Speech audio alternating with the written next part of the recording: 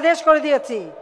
আমাদের তৃতীয় submarine cable ওই কুয়াকাটায় চলে আসবে, সেখানে স্থাপন করা হবে পুরো দক্ষিণ অঞ্চলে যাতে ওয়াইফাই কানেকশন, ব্রডব্যান্ড কানেকশন হয় সেই ব্যবস্থা আমরা করে দেব। সকলের হাতে মোবাইল ফোন, সকলেই আজকে ইন্টারনেট ব্যবহার করতে পারেন, অনলাইনে কেনা বেচা করতে পারেন, কাজ করতে পারেন, সেই সুযোগ আমরা করে দিয়েছি।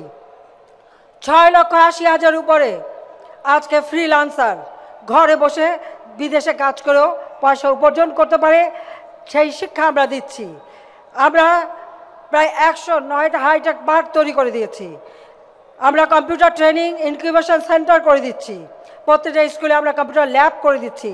আধুনিক প্রযুক্তি জ্ঞান সম্পন্ন দক্ষ জনশক্তি আমরা গড়ে তুলতে চাই, যেন বিশ্বের সঙ্গে শিক্ষায় দীক্ষায় সব দিক থেকে তাল মিলে এই বাংলাদেশের আবার তরুণ সমাজ চলতে পারে, প্রজন্মের পর প্রজন্ম চলতে পারে, সেই ব্যবস্থাই আমরা করে দিচ্ছি।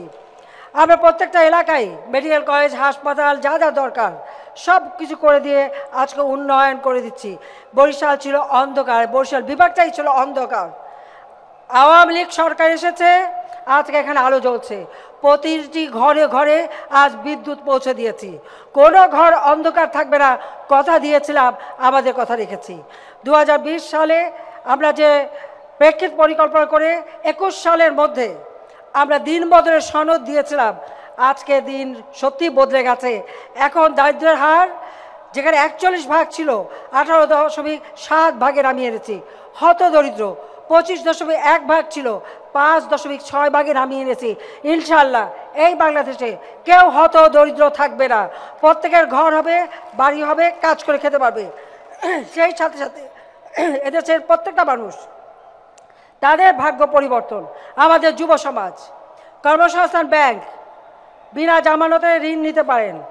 বিদেশে যাবার সময় প্রবাসী কল্যাণ ব্যাংক থেকে নিতে পারেন ঋণ। আমার বাড়ি আমার খামার পল্লী সঞ্চয় ব্যাংক করে দিয়েছি। আমরা উৎসাহ দিই, ট্রেনিং দিই এবং উৎপাদনমুখী কর্মসূচি শিখাই। তার মধ্য দিয়ে যা আপনারা সঞ্চয় করবেন, 200 টাকা সঞ্চয় করলে সরকার আরও 200 টাকা দিয়ে একটা সঞ্চয় করে আপনাকে মূলধন যোগায়।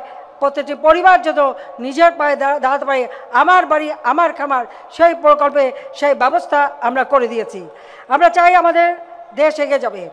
আজকে আমরা পদ্মা সেতু করেছি।